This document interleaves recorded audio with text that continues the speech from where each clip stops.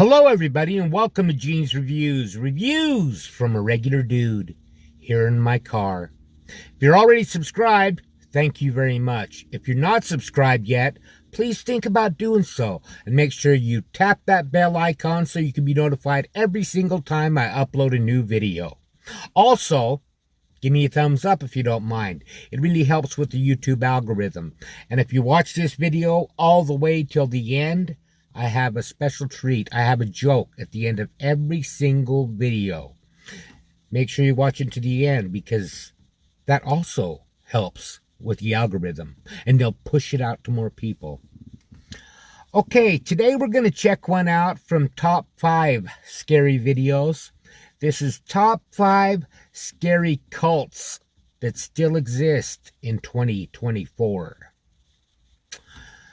I've always been fascinated with like religious cults and things like that because it baffles me how somebody could be caught up in something like that. I think they must, a lot of times I've heard that it's because they're missing something in their life and they're just looking for something and they want it so bad that they're going to believe pretty much almost anything. But let's check this out and see what it is. When it comes to chatting about all things scary, there are a few things that rattle me as much as the concept of cults. Yeah. Institutions that are created purely to prey on the vulnerable are just heinous. And knowing that so many still exist in today's day and age? Bleep no. Question for you, what's the worst cult you can think of in recent history that isn't Scientology, the FLDS, or NXIVM? Let me know in the comments, and here are some awful ones I've learned about. How about we start off today with a UFO cult, known as the Superior Universal Alignment, also known as, wait for it, Lineamiento Universal Superior. I don't know this It was one. founded by Valentina de Andrade in 1981. She claimed to have received messages from extraterrestrials warning her of destruction. See? If, however, she shared their warnings Now, with would you others, follow her? she and her followers would be saved. Similar to the Raelians, SUA believes that Jesus was actually an extraterrestrial messenger. They also believe that males born after 1981 are evil and that their lives should end as payment to the superior beings. In 1989, the Amazonian town of Altamira received a sudden increase in reports of missing boys. Not having clear clues about the disappearances, the authorities couldn't do anything about it. By 1993, the reports rose to 19 missing young folks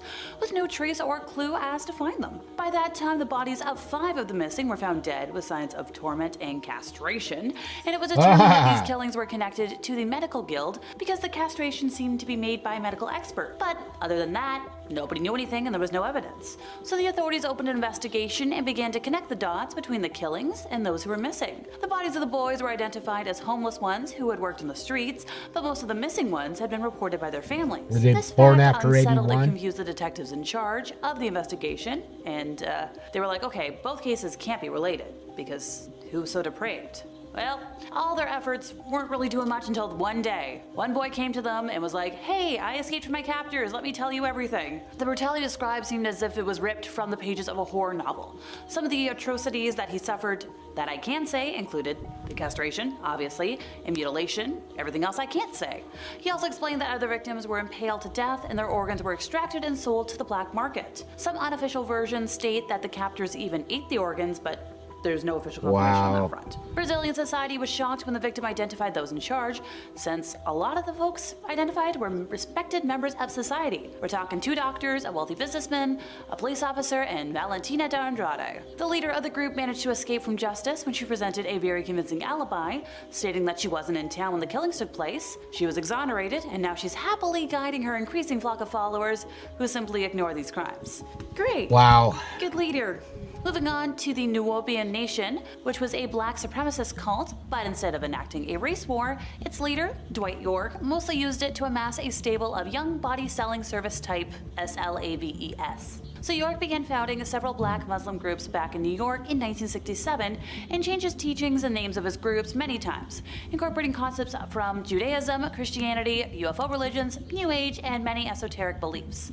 Essentially whatever pieces of other religions that fit his quote-unquote vision, he used, building quite the mosaic. In the late 1980s, he abandoned the black Muslim theology of his movement in favor of Kemetism and UFO religion. In 1991, he took his community to settle in upstate New York and then near to Eatontown, the county seat of Putnam County in Georgia. His followers built an ancient Egypt-themed compound called Tamaray and changed their name to the United Nuwaubian Nation of Moors. York published around 450 booklets under numerous pseudonyms, by the way. During the late 1990s, he styled himself a Messiah founder prophet type of his own movement, sometimes claiming divine status or extraterrestrial origin when appearing on his Savior's Day celebrations at Tamaray. Are you still following me?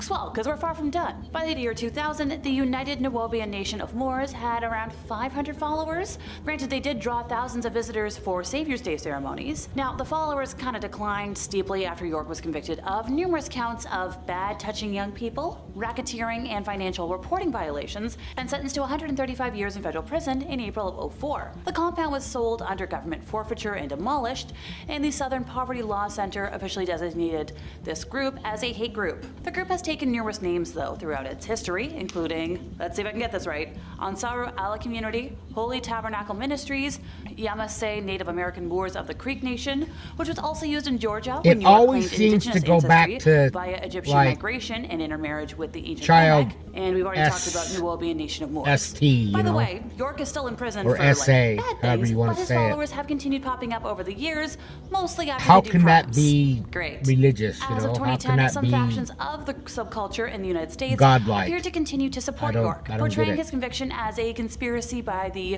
white power structure. Malik Zulu Shabazz, chairman of the new Black Panther Party and York's lawyer, described him as a great leader of our people and a victim of an open conspiracy by our enemy.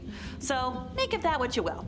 Next up, we have Providence, which is officially known as Christian Gospel Mission, CGM, Jesus Morning Star, or JMS. Geez, a lot of these things have a lot of names. It's a Christian new religious movement founded by Jung Myung-suk in 1980 and headquartered in Wolmyongdong, South Korea. I swear I looked up how to pronounce it, folks. It's been widely referenced by international media as a cult, and you're about to find out why. So in the 1970s, this leader was a member of the Unification Church, or UC, which he based his teaching on. When he founded his own group in the 80s, it criticized Christian teachings and beliefs and maintained that their leader was the second coming of Jesus Christ, and was later expelled from the Methodists. The name was changed to the International Christian Association in the mid-1980s, and a rift occurred in the group in 1986 when the vice president of Providence attempted to act on the scandal surrounding the group. But he was shut out of the organizational system, and Jung consolidated all the power around himself. In October of 1999 was when the organization officially became Christian Gospel Mission. So what were the lessons of this cult? Alrighty, everybody, buckle in. One lesson implies that those who do not meet the leader will not go to heaven. Another is that anybody who's going to betray the leader, you're committing a grave crime. During the instruction of the advanced level of the 30 lessons, it is taught that your leader is the Messiah, proven through the numerological interpretation of prophecy dates and times in the book of Daniel. Providence preaches the advent of the complete Testament era and allegorizes the relationship between God and man to that between the groom and bride, or two lovers. It also teaches that the original sin was caused by Eve's intercourse with the fallen angel, who turned into Satan.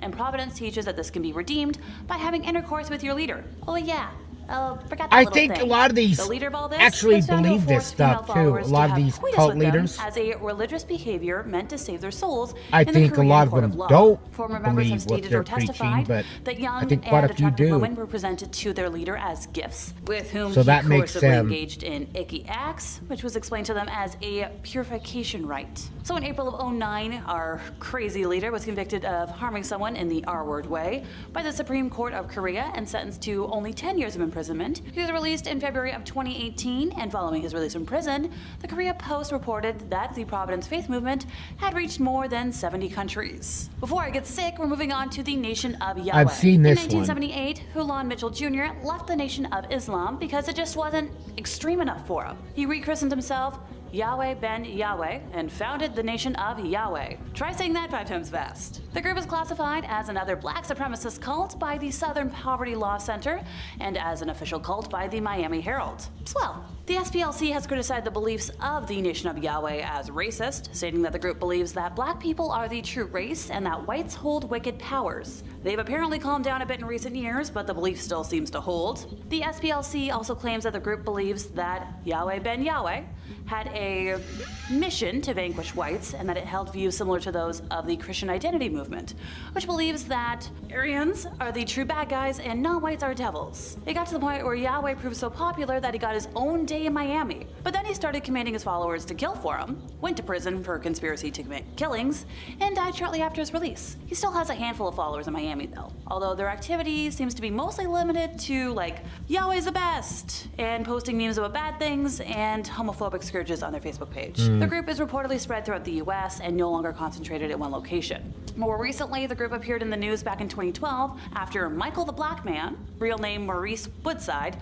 a member of the group who is now a conservative activist, was invited to speak at a rally for Rick Santorum's presidential campaign, during which he said that Democrats were similar to Yazis. Woodside has since become a vocal supporter of Donald Trump, but continues to defend Yahweh ben Yahweh and the nation's beliefs. Alrighty everybody, we're gonna end today with the 12 tribes, formerly known as the Vine Christian Community Church, the Northeast Kingdom Community Church, the Messianic Communities, and the Community Apostolic Order. They're a new religious movement founded by Gene Spriggs that sprang out of the Jesus movement in 1972 in Chattanooga, Tennessee. The group calls itself an attempt to recreate the first century church as it is described in the book of Acts. The group's origins in Chattanooga led to planted churches in surrounded areas, and in the late 70s, the group began a community in Island Pond, Vermont. As the relationship with the Chattanooga community deteriorated, the group eventually left Tennessee and Vermont became the main area. So the 12 tribes' beliefs resemble those of Christian fundamentalism, the Hebrew Roots movement, Messianic Judaism, and the Sacred Name movement. However, the group believes that all other denominations are fallen, and it therefore refuses to align itself with any denomination or movement. The group has very strict courtship rules, and their views on raising young humans have been a source of controversy. The group supports itself through the operation of several businesses, most of which revolve around agriculture, as well as cafes, restaurants, all using unpaid and often young labor. Oh yeah, young people have been noted to play a central role in the group's beliefs, especially the sons. The 12 tribes believe that it is the parents' responsibility to properly enforce a consequence for sin, so as to allow young people to maintain the state of a clean conscience. So over time, future generations will be better equipped to deal with or overcome the faults of their predecessors. This will apparently enable future generations of the group to hopefully be the 144,000 of Revelation 7. If it wasn't already obvious, folks here are homeschooled, and within the group,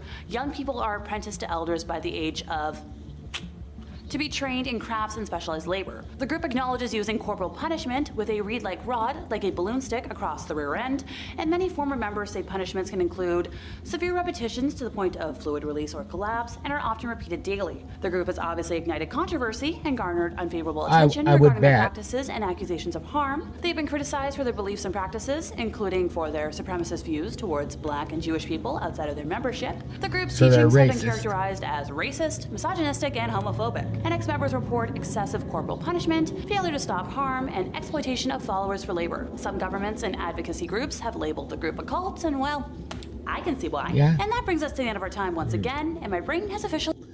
Well, I think that stuff's really interesting.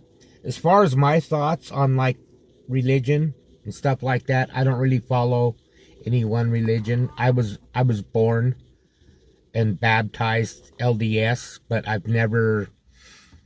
I'm 64 years old, and then last time I went to church, I was probably in my 20s. I do believe, but I don't believe there's one true church. Like that last one was saying that everyone else is wrong. They're the only ones that are right. I think that's kind of arrogant. But, I don't know. I think you just need to be the best you can be. Best person you can be nice to people, you know, tolerant, things like that. But let me know what you think in the comments down below. Now it's time for a joke. I hired a handyman to work on my house. I gave him this list, but he only did items 1, 3, and 5. I guess he only does odd jobs.